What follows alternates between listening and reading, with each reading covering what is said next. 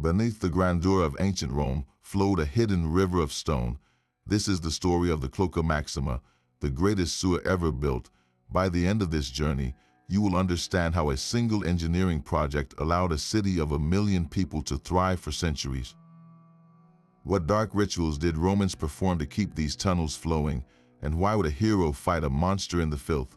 We often marvel at Roman temples and roads, but what does it truly take to build a civilization that lasts? The city of Rome was born in a swamp in the 6th century before the Common Era, under the rule of a king named Tarquinius Priscus. The settlement was a cluster of villages perched on 7 hills, separated by low, boggy valleys that flooded with every rain. This was not the ground for an empire. It was a landscape of mud and mosquitoes, of stagnant water and disease. To become something more, the Romans had to perform a miracle of civil engineering, not by building up, but by carving down. Their first great act of urban planning was not a temple or a palace, but a colossal ditch. They called it the Cloaca Maxima, the greatest sewer, but its original purpose had nothing to do with human waste. It was first and foremost a weapon against nature itself.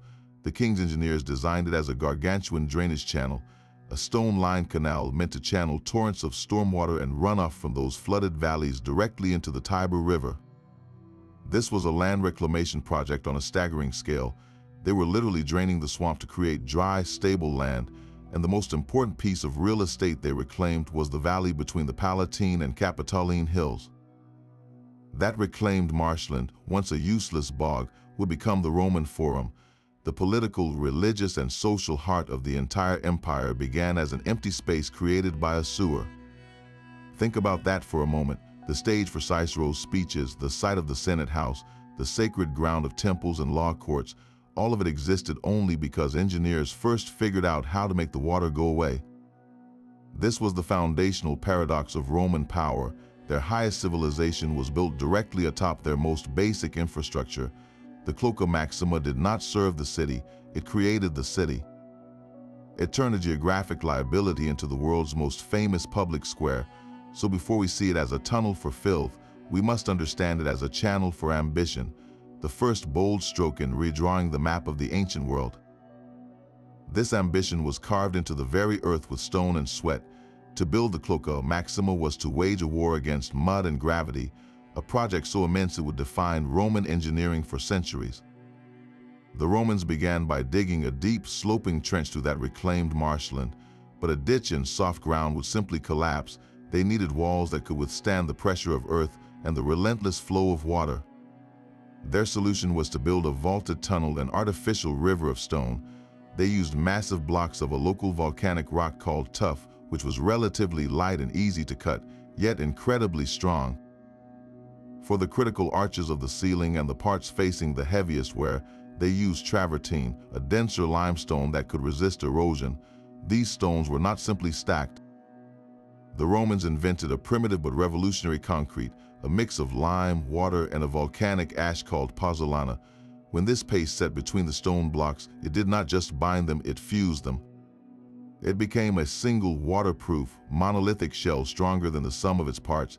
This was the secret sauce, the magic mortar that turned separate stones into an eternal conduit. The scale of this stone river is almost impossible to grasp until you consider its dimensions. The main channel of the Cloaca Maxima was not some cramped, claustrophobic pipe. It was built on a heroic human scale. Historical accounts and later measurements suggest its main trunk was often over 10 feet wide and 12 feet high. A grown adult could stand upright inside it, walk freely, and even turn around without touching the walls. This was not an accident. It was built this large not just for the volume of water, but for access. Romans understood that anything they built, they would also have to maintain. They sent teams of workers, or sometimes even slaves, down into the channel to clear blockages and repairs, a grim but necessary task that required space to move and work. But perhaps the most brilliant feat was invisible to the eye. The entire channel had to slope from its distant sources in the city's hills all the way to its mouth at the Tiber River. The floor of the Cloaca Maxima dropped at a precise, constant gradient. The engineers calculated this slope so perfectly that water and everything it carried would keep moving. It was fast enough to prevent silt from building up and clogging the tunnel. yet slow enough to not erode the stone walls. Achieving this over miles of construction, using only ropes, sighting poles, and water levels, was a triumph of Roman surveying. They harnessed gravity itself as their silent, perpetual engine. No pumps, no moving parts, just flawless geometry etched into the landscape.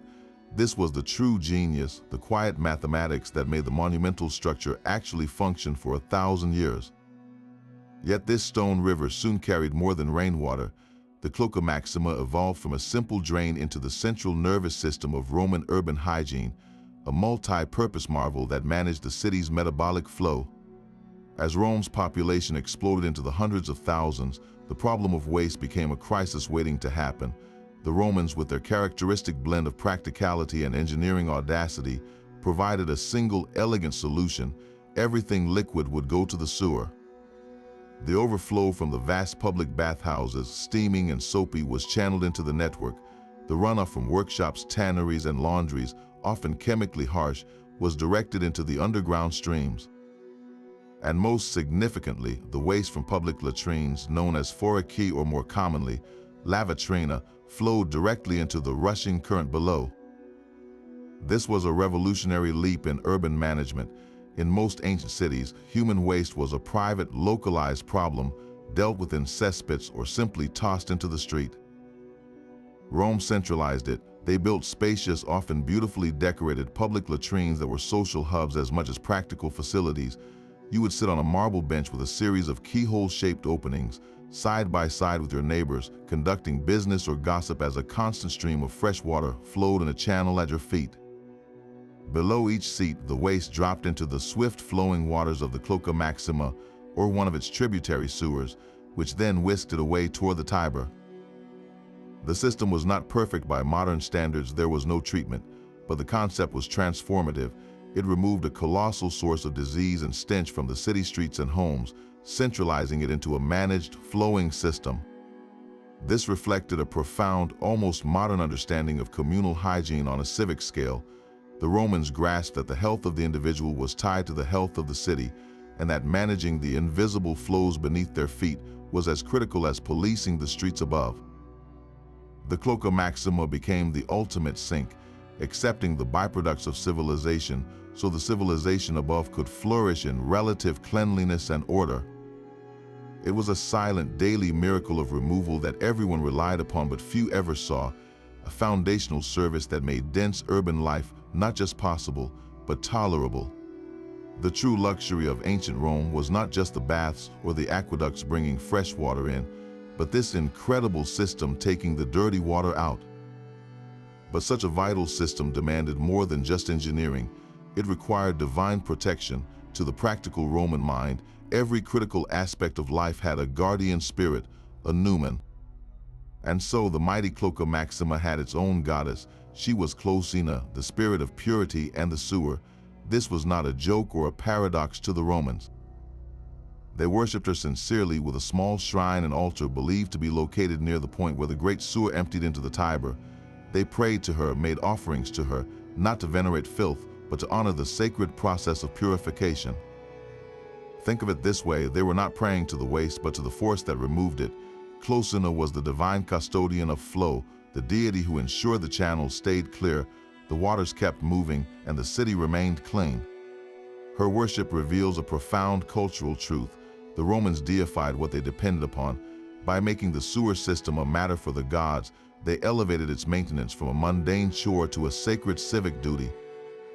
A blocked channel was not just an engineering failure, it was a sign of divine displeasure, a spiritual problem requiring ritual correction. This intertwining of the practical and the spiritual extended to the very geography of the system. The mouth of the Cloaca Maxima, where its dark waters met the bright flow of the Tiber, was considered a powerful liminal space, a boundary between the ordered city and the natural world. It was a place of purification in a literal and symbolic sense. Here, the city expelled its impurities. Historical sources suggest that objects used in certain religious rites, or even the weapons of a defeated enemy, might be cast into the sewer's mouth as a final act of cleansing, allowing the river to carry the taint away forever. So the Cloaca Maxima was more than a pipe. It was a theological concept, a sacred artery in the body of Rome. To keep it flowing was to maintain a covenant with the gods of civilization itself, ensuring that the miracle of their million-person city did not drown in its own success. This reverence for the hidden machinery of life hints at a Roman understanding that their greatest achievements were always fragile, always in need of both human diligence and divine favor. Who kept this sacred artery from clogging? The answer lies with the most forgotten and feared laborers of the empire, the men known as the Cloacarii. These were the sewer workers, the human custodians of Rome's underworld. Theirs was a job of absolute necessity and unimaginable hardship, performed in a darkness thicker than night. To enter the Cloaca Maxima for maintenance was to descend into a realm of profound peril. They waded through a flowing slurry of human waste, industrial runoff, and decaying organic matter, a viscous current that could rise to their chests. The air was a poisonous miasma, thick with the stench of ammonia and methane, and likely laced with hydrogen sulfide, a gas that in high concentrations can kill with a single breath. Foul gases could gather in pockets, snuffing out torches and lives without warning. The stone walls, slick with a greasy patina, offered little purchase for a slip. A fall here could mean drowning in the filth or being swept away by a sudden surge of stormwater into the blackness. This was not a job for the free citizen. The Cloacarii were almost always slaves or worse, condemned criminals serving out their sentences. It was one of the most dreaded assignments in the Roman world, a punishment nearly equivalent to a death sentence, carried out in slow, miserable increments. They were the empire's ghost crew, toiling in the bowels of the city so that the city above could pretend they did not exist, yet their work was meticulously organized. They likely operated under the supervision of the curator aquarum, the official in charge of Rome's water supply, or a dedicated municipal magistrate. They would have used long poles with hooks and rakes to snag debris, heavy buckets to remove sludge, and perhaps simple dredging scoops. Teams were sent in on a regular schedule, especially after heavy rains that might wash debris into the grates. They worked in shifts with men stationed at access points to haul up waste and provide relief, a grim assembly line of purification. This organized, systematic maintenance was the dirty secret behind the sewer's thousand-year life. The glorious self-cleaning channel was, in reality, kept flowing by the misery of the condemned, a stark reminder that the shining order of Roman civilization was built upon layers of invisible suffering. The goddess Cloaca may have received the prayers, but it was the Cloacarii who answered them, one agonizing step at a time in the eternal dark.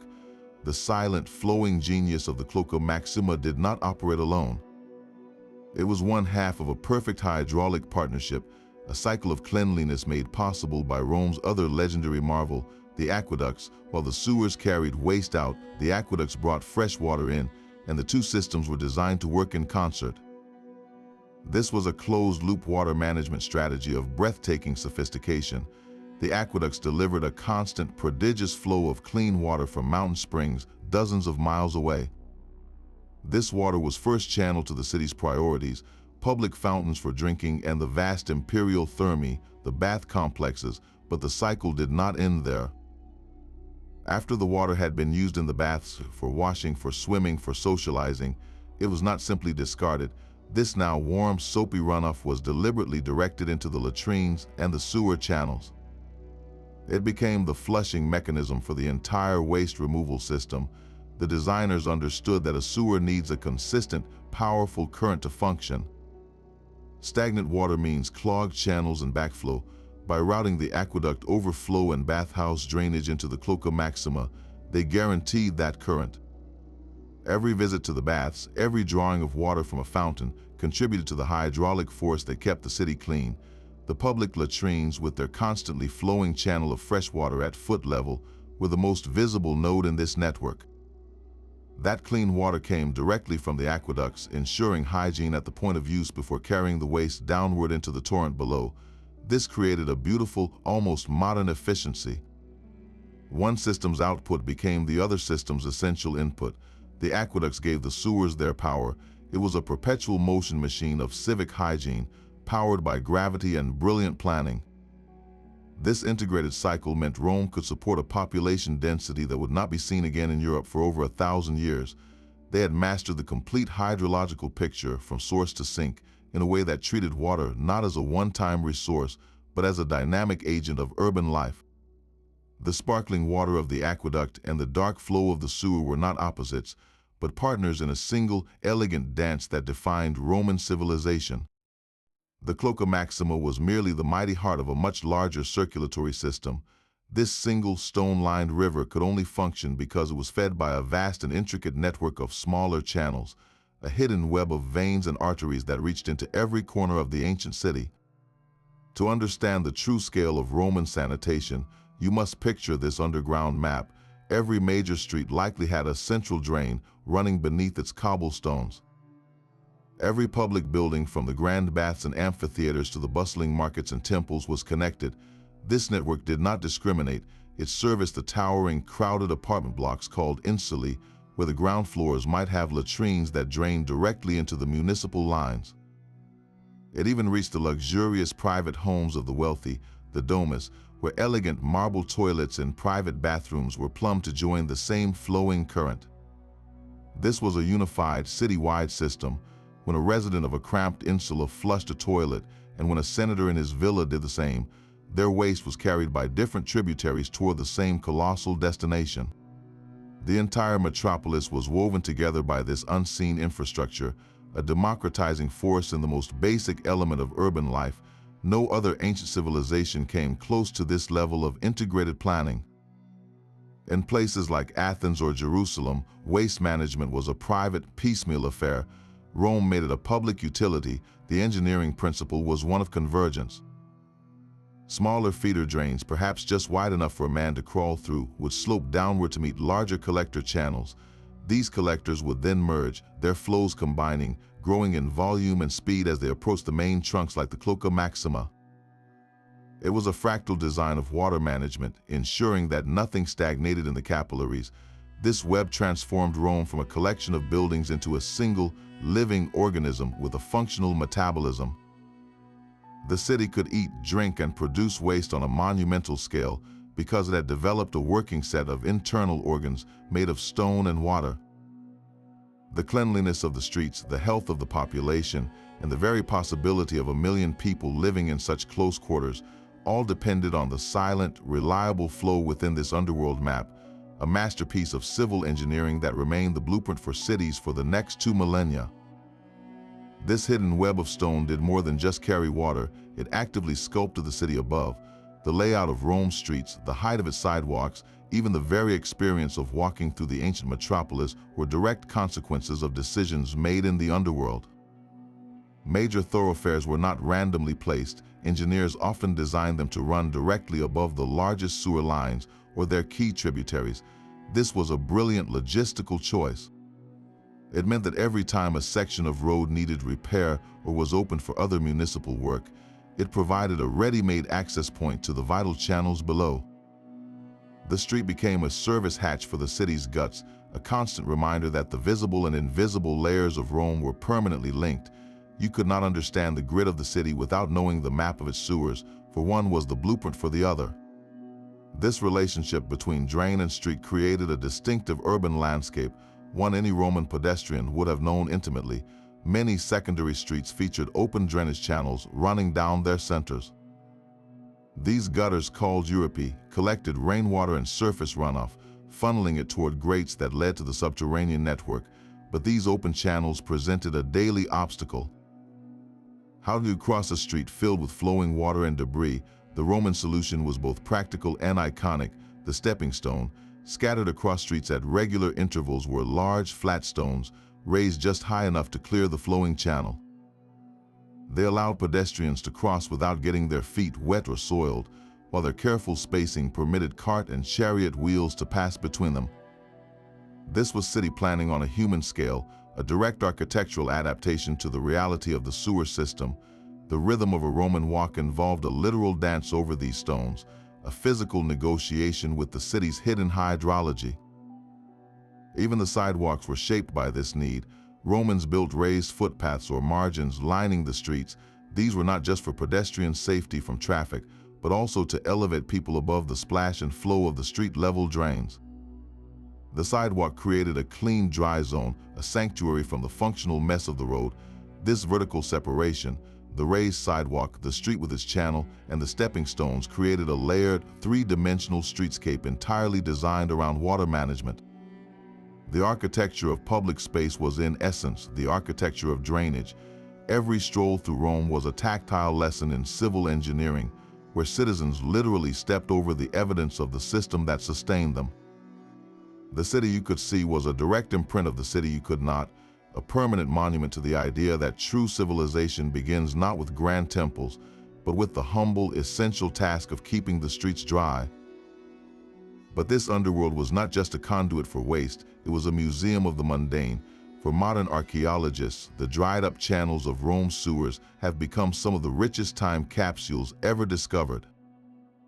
While the grand monuments tell the stories of emperors and conquests, the silent strata of silt and debris in these tunnels whisper the secrets of everyday life. Excavations have turned up a stunning catalog of the ordinary. Objects that slipped through grates, were washed down from streets, or were simply tossed away. There are coins from every era, lost from a hole in a tunic or offered as a token to the gods of the deep. Pieces of jewelry, a bronze ring, a broken glass bracelet hint at moments of personal loss and small tragedies. Shattered pottery from fine imported tableware to humble cooking pots maps out the rhythms of meals and commerce across centuries. Perhaps most touching are the fragments of childhood. Small terracotta dolls, miniature animals, and carved wooden toys have been found nestled in the muck, silent witnesses to playtimes long past. Even the remains of pets, small dogs or birds, speak to the companionship and household life that flourished above. But perhaps the most revealing finds are the most basic, the preserved seeds, olive pits, fish bones, and shellfish shells. This culinary refuse, swept from kitchen floors and market stalls, provides an unfiltered menu of the Roman diet. It tells us what people actually ate, not what wealthy authors wrote about banquets. We see evidence of imported foods like dates and peppercorns alongside local staples, painting a picture of a complex, connected economy that reached into every home. Each lost item is a tiny breach in time, offering an intimate, uncurated look at the texture of daily existence, the worries, the pleasures, the simple acts of living that made up the reality of ancient Rome, far from the marble and the monuments. This silent river of waste had to go somewhere. The engineering triumph that kept Rome streets clean came with a devastating ecological price paid by the waters of the Tiber. For all its brilliance, the Cloaca Maxima and its vast network were ultimately a system of displacement. They moved the problem. Every scrap of refuse, every ounce of human waste, every chemical byproduct from 1,000 workshops was gathered, channeled, and flushed directly into the city's primary river. Imagine the volume from 1 million people, day after day, year after century, pouring from the great sewer's mouth in a constant, foul torrent. The Tiber, once a vital source of fresh water and a sacred boundary, was transformed into an open sewer on a continental scale. Historical writers, while often avoiding the grimmest details, leave us clues. They complained of the river's overpowering stench, especially in the summer heat or when the water level was low. The poet Horace referred to the Tiber's foul stream, and other accounts describe a thick, discolored flow that carried visible filth. This was not just an aesthetic issue. The river, which downstream communities relied upon for irrigation, watering animals, and in some cases even for drinking, was now a toxic conduit. While Rome itself enjoyed unprecedented urban hygiene, it exported its pollution to the towns and farms along the Tiber's banks, creating a stark gradient of health where civilization's center benefited at the periphery's expense. The system also likely created a feedback loop of disease within the city itself. While the streets were cleaner, the river was now a breeding ground for pathogens. Contaminated water could seep back into wells near the banks, and the ever-present stench was a constant reminder of the airborne miasma that doctors of the time believed carried illness. The very aqueducts that powered the flushing action of the sewers had to draw their water from upstream sources, carefully protected from this downstream pollution. This was the fundamental trade-off of Roman engineering, a balance sheet written in water and stone. They achieved a monumental feat of urban management, but they did so by treating a vast natural river as a sacrifice zone, an acceptable sink for the metabolic waste of an empire. It presents a hauntingly modern dilemma, how the relentless pursuit of progress in one place can create a cascade of consequences somewhere else. a lesson flowing down the Tiber long after the last Roman emperor was gone. The true cost of Rome's collapse was measured not in lost legions, but in lost knowledge. When the empire's central authority fractured and its great engineering corps disbanded, the silent miracle beneath the streets began to fail. Fast forward a few centuries to a typical medieval European city, and the contrast is shocking, a stark descent from systematic order into chaotic, dangerous filth. The integrated, gravity-fed web of the Cloaca Maxima was gone, its principles forgotten. In its place reigned a haphazard and horrifying daily ritual. People lived in crowded, timber-framed houses with no plumbing. Their solution for human waste was the chamber pot, a simple container kept in living quarters. When it was full, the accepted practice was to open a window and shout a warning, sometimes the French phrase, gardes à l'eau, meaning, watch out for the water, before hurling the contents into the street below.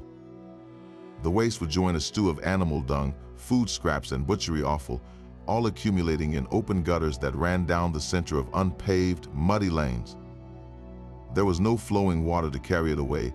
Rain might turn these channels into rivers of muck, but more often, the refuse simply festered. It baked in the sun, was churned by cartwheels, and was tracked everywhere on the soles of boots. The stench was omnipresent, a thick, gagging perfume that defined urban life. Walking meant navigating a landscape of waste, requiring high paddens, wooden platform shoes to keep one's feet above the sludge. This was not a minor inconvenience, it was a public health catastrophe. These streets became breeding grounds for rats, flies, and pathogens. Contaminated runoff seeped into wells, poisoning the drinking water. Diseases like typhoid and dysentery were rampant, and repeated outbreaks of bubonic plague swept through populations with no defense against the filth that carried it. The medieval city was, in a very real sense, drowning in its own excrement. This grim reality highlights a profound and uncomfortable truth. The Roman system was not just better, it represented a quantum leap in understanding that was utterly lost. Their achievement was so complete, so embedded in stone, that later societies could not even conceive of replicating it. For over 1,000 years, from the fall of Rome until the great sanitary reforms of the 19th century, no European city managed wastewater on a civic scale. The knowledge of how to harness gravity for public health, how to separate clean water from dirty, how to design a city as a living system, had vanished with the empire that perfected it. The comparison is brutal. On one side, a civilization that built a stone river to ensure cleanliness. On the other, societies that literally threw their waste out the window and prayed against the consequences. The darkness that fell after Rome was not just political or artistic, it was profoundly, physically dirty, a centuries-long step backward in humanity's struggle to live together in dense, healthy communities. That ancient river of stone still flows today. The Cloaca Maxima never truly died, it simply receded into the background, becoming a living relic embedded in the modern city. While it no longer carries the waste of 1 million Romans, its original foundational purpose endures. The great sewer still functions as a storm drain, collecting rainwater from the streets around the Roman Forum and the Palatine Hill, channeling it through its time-tested course to the Tiber. You can witness this astonishing continuity for yourself. If you walk along the river near the Forum Boreum, the ancient cattle market, you will find its mouth. There, beneath a modern embankment road, you see the same travertine archway, worn smooth by 25 centuries of flowing water, opening like a dark, silent eye onto the river. It is a humbling sight, a direct physical link to the age of kings and emperors.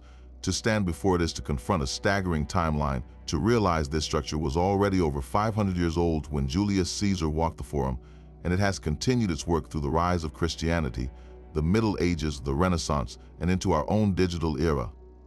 Every time a heavy rain falls on Rome, a portion of that water follows the exact path that King Tarquinius Priscus' engineers carved into the earth. This is not a ruin preserved under glass, it is infrastructure that refuses to retire.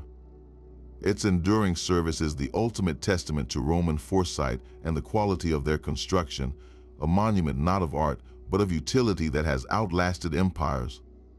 Modern archaeologists no longer need to wade into the dark to read its stories. They have become masters of remote sensing, probing the depths with technology that would seem like magic to the Roman cloacarii. Small waterproof robots equipped with cameras and lights are sent crawling through the ancient channels. These mechanical explorers transmit live video from passages too dangerous or too narrow for humans, mapping cracks, blockages, and artifacts without disturbing the fragile environment. From above, another technology paints a picture of the entire hidden network. LiDAR scanners, mounted on aircraft or drones, fire millions of laser pulses at the ground. By measuring the time it takes for each pulse to bounce back, they create a fantastically detailed three-dimensional map of the surface. This map can reveal subtle depressions and alignments in the modern cityscape that betray the presence of buried Roman walls and sewer lines, tracing the ghostly outline of the ancient infrastructure beneath our feet. But perhaps the most revealing tools are the most subtle. Archaeologists now perform careful sediment analysis, extracting long cores of the accumulated silt that has lain undisturbed for centuries. This muck is a time capsule in stratified layers, and scientists treat it like a climate record.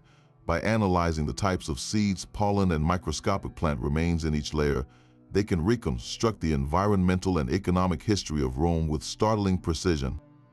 A layer rich in pollen from olive trees and grapevines might indicate a period of agricultural prosperity and stable trade. A layer dominated by weeds and the seeds of famine foods like certain wild grasses could point to a time of siege, crop failure, or economic collapse when people were eating whatever they could find. They have even found traces of exotic spices like black pepper from India or dates from North Africa, preserved in the sediment near the outlets of drains believed to have served wealthy neighborhoods. These tiny, resilient fragments tell a story of global commerce, of luxury goods consumed in a villa on the Palatine Hill and then flushed away, leaving a chemical signature of empire in the most unlikely of places. Each robot's journey, each laser scan, and each gram of ancient silt transforms the Cloaca Maxima from a monument of engineering into a living archive, its stones holding data about diet, disease, climate, and commerce that no historian's scroll could ever contain. The secret to this impossible longevity lies not just in their design, but in the very fabric of the stone itself. Roman engineers possessed a material so advanced it would not be matched again until the 19th century. This was not ordinary concrete, it was a specially formulated hydraulic concrete, a recipe born from the unique geology of Italy and a stroke of ancient genius. At its heart was a volcanic ingredient called pozzolana, a fine reddish ash harvested from deposits around the Bay of Naples, near the modern city of Pozzuoli. When this pozzolana ash was mixed with lime and water, something magical happened. Ordinary lime mortar hardens by slowly reacting with carbon dioxide in the air, a process that requires a dry environment and can take years to reach full strength.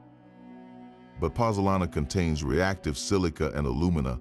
When mixed with lime and water, it triggers an instantaneous, complex chemical reaction known as a pozzolanic reaction. This reaction creates stable, crystalline compounds that bind the aggregate together into a monolithic, rock-like mass.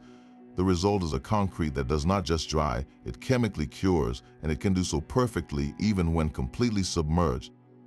This was the breakthrough that made the sewers possible.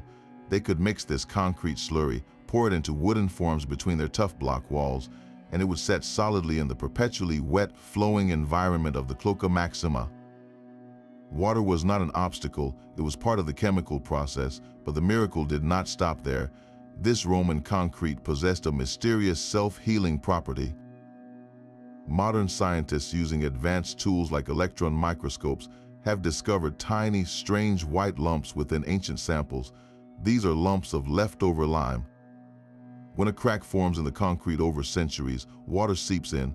That water reacts with these lime clasts, dissolving them and carrying calcium ions into the fissure.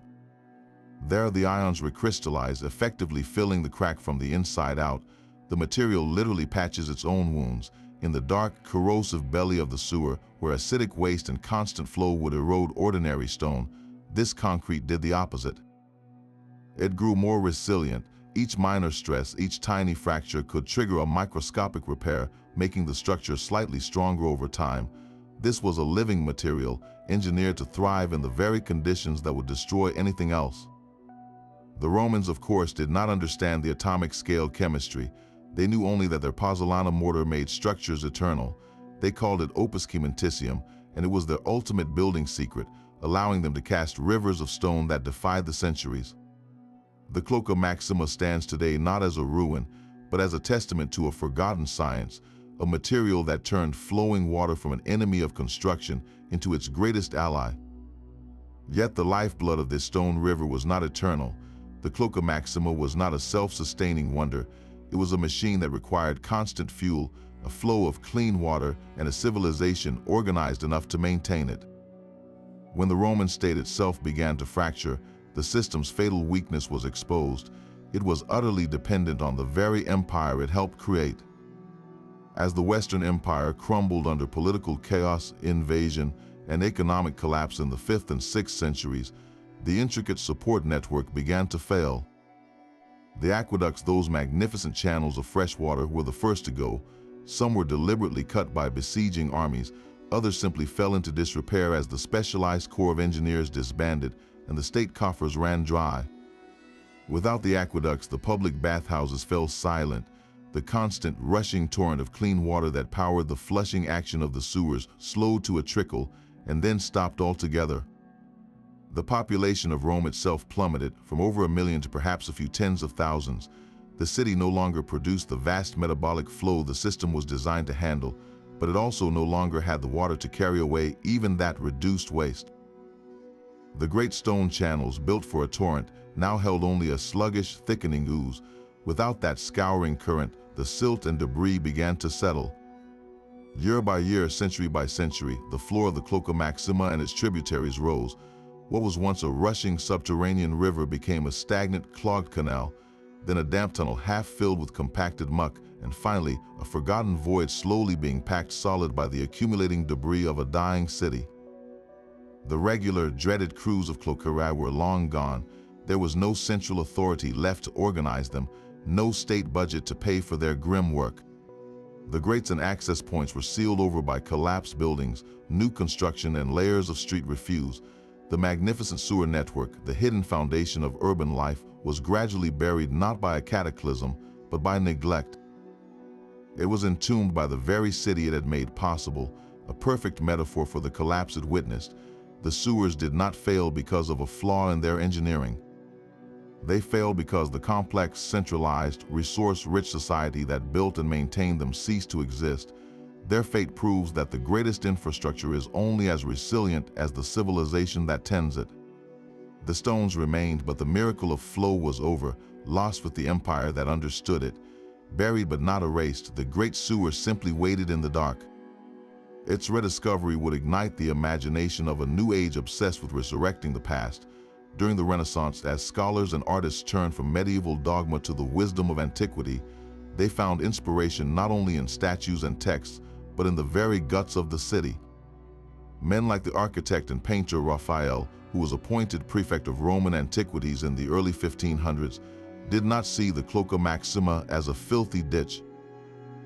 To these Renaissance minds, it was a sublime monument to lost genius. When they descended into its vaulted passages, cleared of centuries of silt by order of fascinated popes, they were not repelled. They were awestruck. Here was proof of an engineering prowess that dwarfed their own, a mastery of space, material, and hydraulics that spoke of a civilization thinking on a monumental scale. They measured the massive travertine blocks, traced the perfect curve of the ceiling, and understood the flawless gradient of the floor. This was not crude utilitarianism, it was high art applied to the most fundamental civic problem. The sewer became a pilgrimage site for artists and architects, a classroom of stone that taught lessons no ruined temple could. It demonstrated that Roman greatness was built on a foundation of profound practicality, that beauty and function were inseparable. This revelation directly influenced the ambitious urban projects of the Renaissance popes, who sought to make Rome a capital worthy of its ancient name.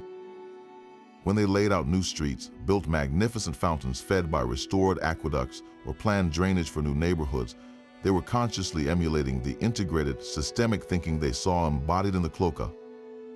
The ancient sewer was no longer a working piece of infrastructure. It had become a philosophical ideal, a symbol of a holistic vision for city building that the Renaissance desperately wanted to recapture. To stand in that dank tunnel was to touch the mind of ancient Rome, and that contact sparked a revolution in how a new generation dreamed of shaping their own world. The silent, enduring stone of the Cloaca Maxima was a perfect canvas for the Roman imagination, weaving its way into their myths and legends as powerfully as it carved through their bedrock. This functional marvel became a place of monsters, hidden wealth, and imperial secrets. One of the most famous tales links the sewer directly to Rome's greatest legendary hero, Hercules. After completing his famous 10 labors, the story goes that Hercules was passing through the future side of Rome. A fearsome local monster, a giant named Cacus, lived in a cave on the Aventine Hill. Cacus was a thief and a terror, and he stole some of the hero's prized cattle. To hide his crime, the clever giant dragged the cattle backwards by their tails into his cave, so their hoofprints would suggest they had walked out, not in.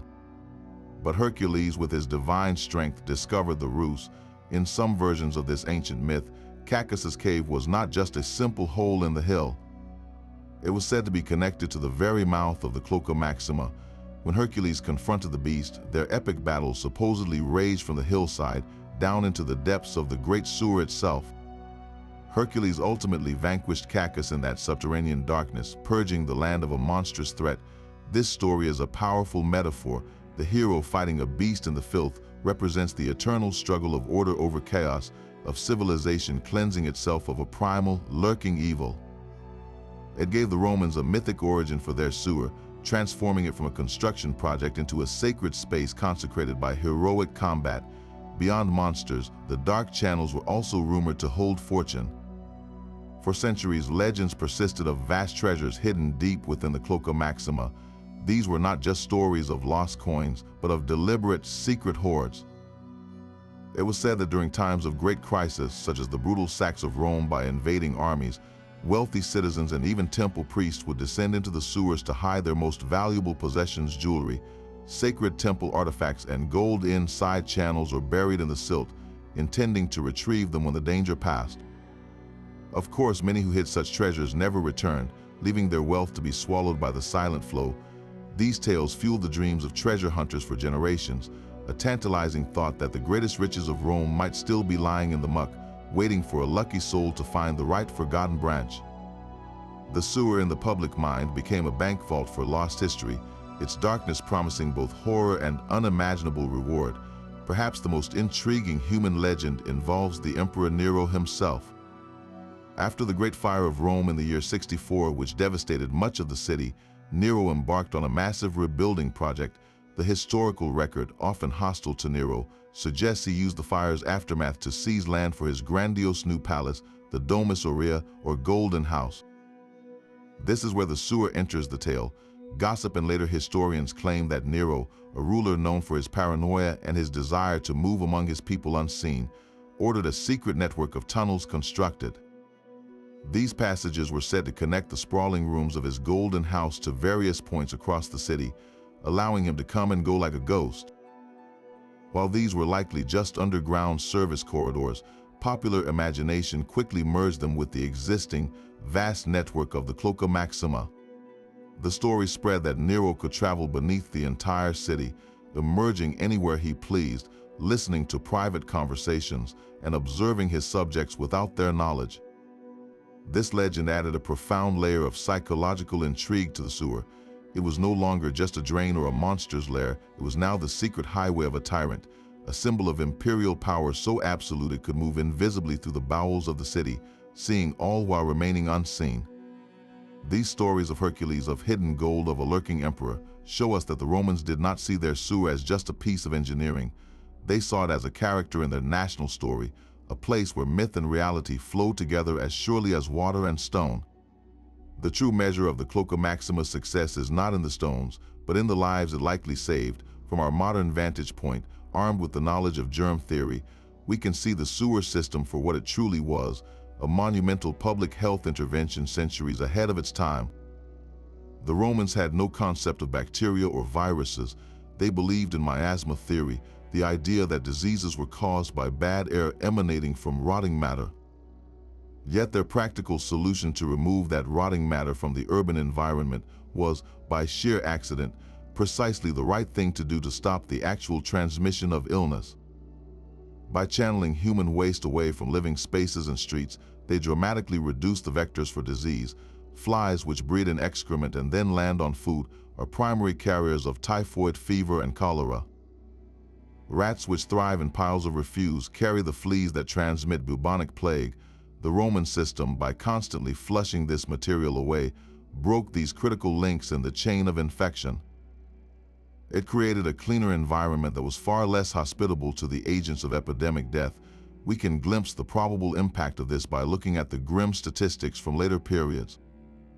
In the overcrowded, unsanitary cities of 18th century Europe, before modern sewers were built, child mortality rates were often staggering. In some cities, it was common for 1 in 3 children to die before their 5th birthday, with diseases like dysentery and typhoid cutting through populations with terrifying regularity. Adult life expectancy was shockingly low, often in the 30s or 40s, heavily dragged down by these relentless waves of communicable disease. While we lack precise demographic data for ancient Rome, the logic is inescapable. A city that could sustain a population of 1 million people for centuries, with a density not seen again until the industrial era, simply could not have done so if it were as lethally filthy as a medieval or early modern city. The constant removal of waste provided a foundational layer of biological security. It meant fewer contaminated water sources from seepage into wells, fewer clouds of disease-carrying insects, and fewer opportunities for fecal-oral transmission, which is how many deadly gastrointestinal diseases spread. This allowed the Roman population to achieve a level of stability and growth that was the engine of their empire. Of course, this public health benefit came with a tragic trade-off: exporting the problem downstream. The pollution of the Tiber was a catastrophic ecological failure, but it was also a calculated, if unconscious, epidemiological strategy. By concentrating the waste in a single, flowing outlet away from the dense urban core, they protected the majority of their population at the expense of the river and those downstream. It was a brutal calculus of urban survival. The Cloaca Maxima, therefore, stands as a profound paradox. It was a system that saved countless Roman lives by understanding the symptoms of disease, if not its true cause, while simultaneously poisoning a natural lifeline. Its legacy is a reminder that engineering shapes biology, that the flow of water and waste is inseparable from the flow of human life and death, and that sometimes the greatest advances in civilization are born from solving the most basic, filthy problems right beneath our feet. That cleaner, healthier population was a powerful economic asset. Rome's million citizens were not just mouths to feed, they were hands to work, minds to invent, and customers to buy. The sanitation system, by enabling such a dense and stable urban center, directly fueled the most sophisticated economy the ancient world had ever seen. Think of the Roman Forum, the bustling heart of commerce. Merchants from across the Mediterranean sold spices from India, silk from China, and amber from the Baltic. Shoppers thronged the stalls and bankers conducted transactions worth fortunes. None of this intense daily exchange could have happened if the marketplace were a hazardous quagmire of waste and disease. Clean paved streets allowed goods to flow freely on carts. Stable, healthy workers could produce more, from the potters in the Velabrum district to the glassblowers near the river. A predictable, large population created a massive, reliable consumer base, encouraging investment and specialization. A baker could focus on baking, knowing he could sell his bread to thousands because he wasn't spending half his day sick from contaminated water or navigating impassable, filthy lanes. The sewer system removed a fundamental friction from daily economic life, turning the city into a frictionless engine of production and trade. This engine even had a place for its dirtiest cogs. Some of Rome's most vital but most polluting industries were deliberately positioned on the city's outskirts, yet they were still integrated into the grand sanitary scheme. Take the fullers, the ancient dry cleaners and cloth processors. Their work was essential. They cleaned and thickened woolen cloth using a startling recipe. They soaked fabrics in vats of human urine collected from public latrines. The ammonia in the urine acted as a powerful degreaser and bleaching agent. After this soaking, the fullers would stomp on the cloth in troughs to work in fuller's earth, a type of clay. The wastewater from this entire pungent chemical process was incredibly foul. Similarly, tanneries, which transformed animal hides into leather through a lengthy process involving lime and tannins from tree bark, produced a caustic, smelly runoff. If these industries operated in the city center, their waste would have made entire neighborhoods uninhabitable. Instead, Roman urban planners strategically located them downstream, often outside the formal city walls or along the Tiber beyond the main residential areas. Crucially, even these remote workshops were often connected to tributary drains that fed into the greater sewer network. The system didn't just handle human waste, it managed industrial waste, channeling the byproducts of essential commerce away from the populace. This zoning allowed Rome to have its economy and breathe too. The fullers and tanners could operate at the scale needed to clothe and equip a vast empire without poisoning the commercial heart that funded their work. It was a primitive but conscious form of environmental zoning, acknowledging that a complex economy produces complex waste, and that waste must be directed, not ignored. The Cloaca Maxima, therefore, wasn't just a public health project, it was economic infrastructure.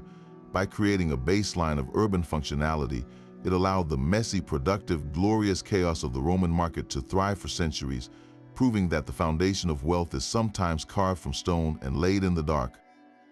The principles carved into Roman stone did not vanish with the empire. They simply lay dormant, waiting for a civilization desperate enough to remember them. Nearly 1,400 years after the fall of Rome, a city on another river found itself choking on its own success.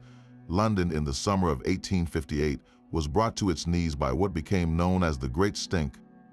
The Thames, swollen with the untreated waste of over 2 million people, fermented under a heat wave. The stench was so overpowering it drove Parliament from its chambers, with curtains soaked in lime chloride failing to mask the smell. The city faced a biological crisis, and the man tasked with solving it was an engineer named Joseph Bazalgette. His monumental solution, London's revolutionary sewer network, was not born from new science, but from a very old blueprint. Bazalgette and his contemporaries looked directly to the Romans for inspiration. They studied the Cloaca Maxima and recognized its timeless logic, gravity flow, durable construction, and centralized civic-scale management. Bazalgette's masterstroke was to replicate this on an industrial scale. He designed intercepting sewers that ran parallel to the Thames, catching the waste from London's countless drains and channeling it by gravity eastward away from the city center. Like the Romans, he built on a heroic scale, using millions of bricks and Portland cement to create vaulted tunnels meant to last for ages. He harnessed the same silent engine gravity to move water without pumps, and he insisted on over-engineering the capacity, famously doubling his planned pipe diameters to account for a future city. This was not imitation, it was resurrection. The Victorian engineers saw in the Roman sewers a proven model for urban survival, a system that acknowledged a simple, brutal truth: a city's greatness is measured by what it removes as much as by what it builds. Today, every modern metropolis lives by this inherited wisdom. The hidden networks beneath New York, Tokyo, or Paris all operate on those same Roman-born principles.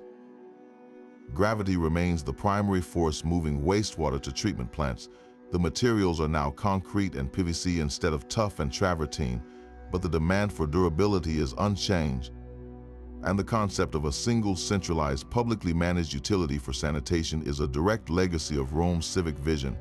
We have added the critical final step they lacked: biological and chemical treatment. But the first and most important act, the gathering and channeling of the flow, is a Roman idea.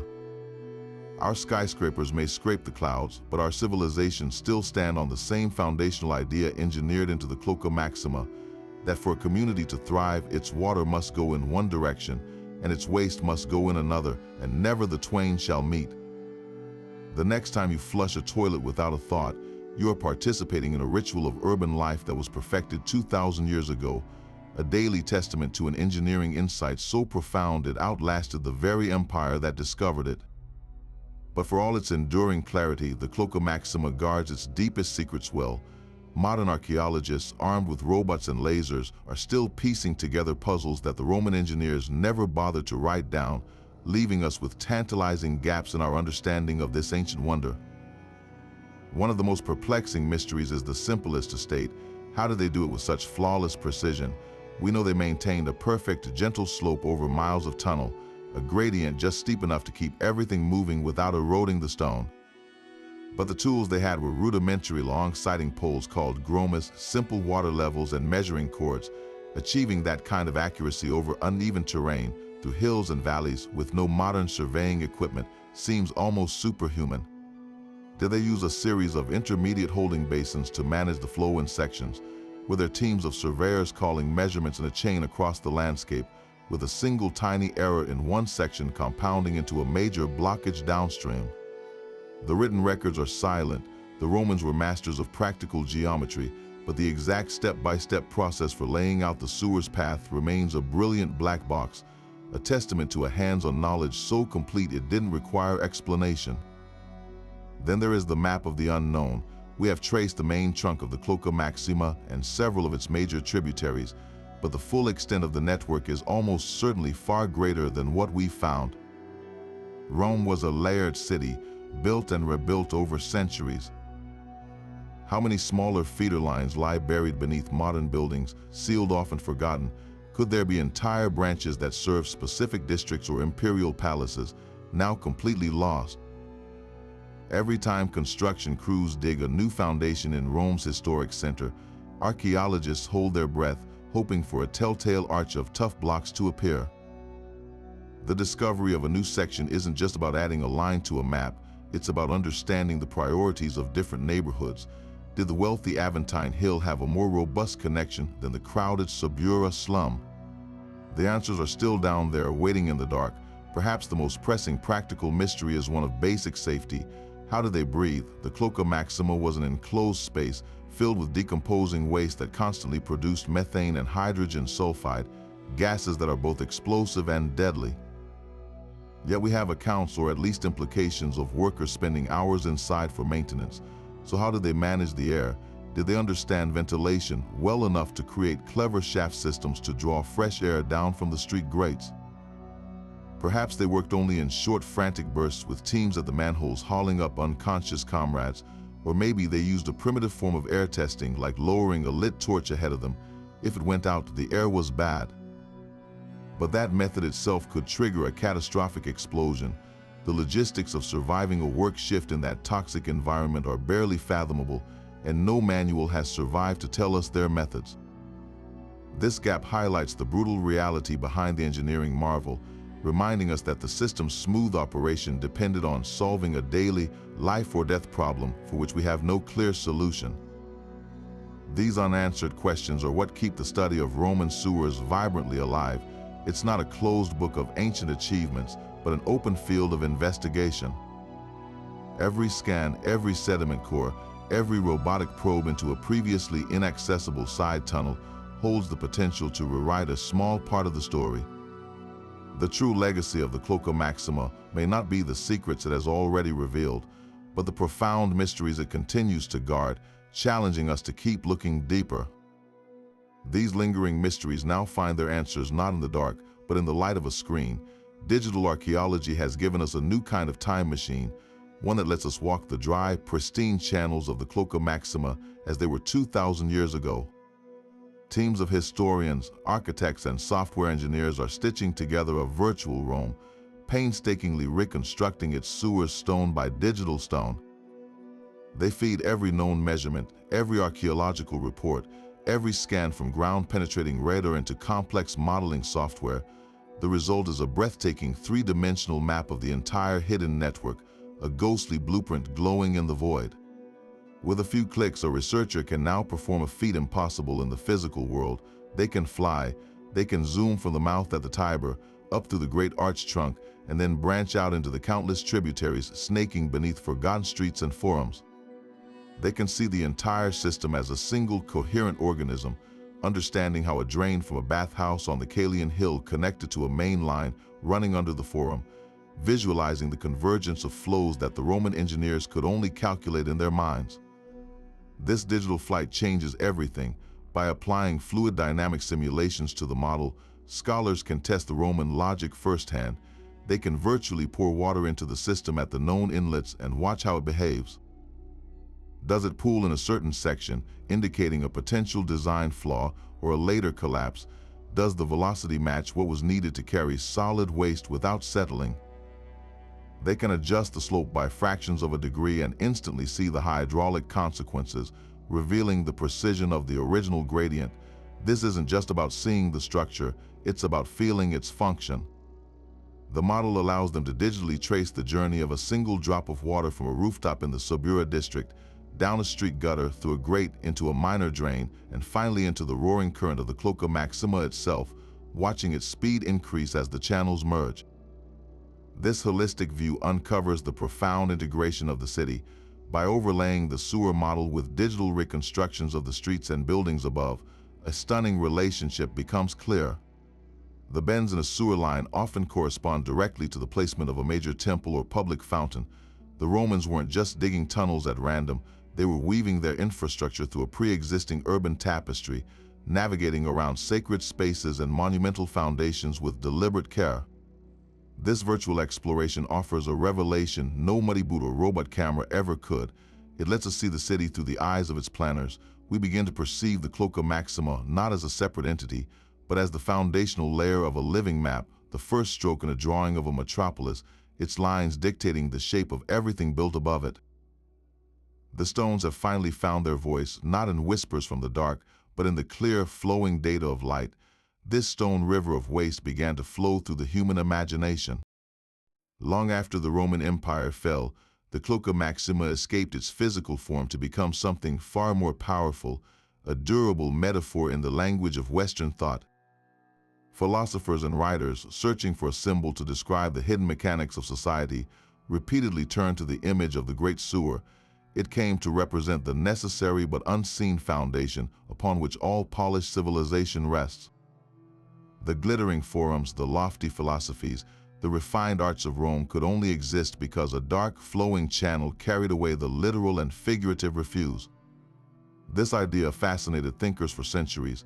The 18th century French philosopher Denis Diderot, a leading figure of the Enlightenment, used the sewer as a direct metaphor for the gritty, often unpleasant reality that sustains a nation's glory. He suggested that to truly understand a society, one must not just admire its monuments, but examine its drains. What does it choose to hide, and what does it choose to flush away? The Cloaca Maxima in this view was the ultimate truth-teller, a record of what the empire consumed and discarded in its relentless ascent. It symbolized the inescapable trade-off of progress, the idea that every golden age is built upon a foundation of something much darker and more basic. The metaphor deepened in the 19th century as the industrial age created new forms of urban squalor. Writers like Charles Dickens and Victor Hugo, who chronicled the plight of the poor in cities like London and Paris, saw the sewer as the rightful home for society's outcasts and its forgotten sins. In Hugo's novel Les Miserables, the protagonist Jean Valjean carries a wounded man through the terrifying labyrinth of the Parisian sewers, a descent into a literal and moral underworld that mirrors the injustice of the world above. The sewer became the repository for everything society wished to forget, the hidden cost of its order and its wealth. This symbolic power reached into the emerging science of the mind. In the early 20th century, Sigmund Freud's theories of psychoanalysis described the human psyche as having layered depths, with a conscious, polite self resting atop a seething, primal subconscious of drives and repressed memories. What better architectural model for this idea than the Roman sewer system? The conscious mind was the orderly, marble-clad city of rational thought. The subconscious was the dark, flowing network beneath, carrying the messy, unacceptable, yet vital contents of our being. Just as the Cloaca, I had to descend to maintain the health of the city. Freudian analysis suggested one had to explore these hidden channels to achieve psychological health. The Cloaca Maxima, therefore, evolved from a marvel of engineering into a template for understanding complexity itself, whether in a society or a soul. It taught an uncomfortable but enduring lesson, that to comprehend the full picture of anything truly great, you must be willing to look not only at its heights, but into its depths. The Cloaca Maxima stands as a testament to a simple, radical idea that a civilization is defined by what it builds in the dark as much as by what it raises to the sun. This was far more than an ancient plumbing project. It was a bold, physical declaration of Roman ambition. They looked at a swamp and saw a forum. They looked at a flooding river and saw a tool for hygiene. They refused to accept the natural limits of their landscape, choosing instead to re-engineer the very ground beneath their feet to serve a grander vision. This sewer was the foundational act of will that said 1 million people could live, work, and thrive together in one place, an urban dream made possible by stone and slope. It was the ultimate practical solution, transforming waste from a daily crisis into a managed flow, enabling a scale of city life that would not be seen again for over 1,000 years. Its legacy is not locked in the past. That same Roman logic of gravity, durability, and civic scale planning echoes in the hidden veins beneath every modern metropolis. When you turn on a tap, flush a toilet, or walk down a clean street, you are benefiting from an engineering philosophy perfected 2 millennia ago. So the next time you move through your own city, take a moment to consider the unseen infrastructures that support your day. The silent networks of water, power, and data are our modern Cloaca Maxima, the indispensable, often forgotten foundations that make our contemporary world possible. They remind us that true progress often happens out of sight, in the quiet, essential work of keeping things flowing. We would love to hear what amazes you most about Roman engineering. Was it the sheer scale of their aqueducts, the military precision of their roads, or perhaps, like us, the profound ingenuity hidden in their sewers? Share your thoughts in the comments below.